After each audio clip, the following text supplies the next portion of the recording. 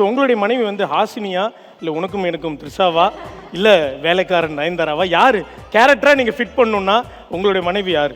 இது எதிர்பார்க்காத ஒரு கேள்வி. இங்கே எப்படி கமிட் பண்ண வேண்டிய அவசியம் வரும்னு நினைக்கல இன்னைக்கு. பட் அவங்க ஹாசினி தான். அவங்க வா அது பின்னாடி எஸ்எஸ் மியூசிக்கில் தனி இன்டர்வியூ வைங்க, அதை தனியாக வந்து நிறைய பேச வாய்ப்பு இருக்குது.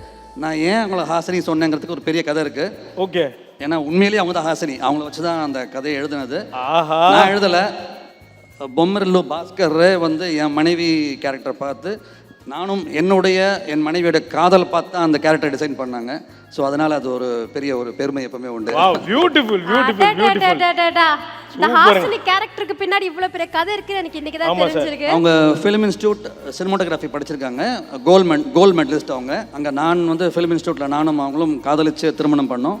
எங்கள் நண்பர் வந்து ரைட்டர், இயக்குனர், எங்கள் வாழ்க்கையை அப்படியே கதையை எடுத்துட்டாரு. ஸோ ஹாசினி அவங்க. சந்தோஷில் நான் கொஞ்சம் பாதி சந்தோஷ். ஆமாம். வாவுங்க, இப்போதான் வந்து ரிவீல் பண்ணியிருக்காங்க உனக்கும் எனக்கும் இட்ஸ் மோகன்ராஜா அண்ட் அவங்களுடைய அன்னிக்கும் உங்களுக்குமான கதைகள். அதுதான் இதை பற்றி தனியாக பேசுகிறோம் மேம் நம்ம சீரியஸாக. கண்டிப்பாக.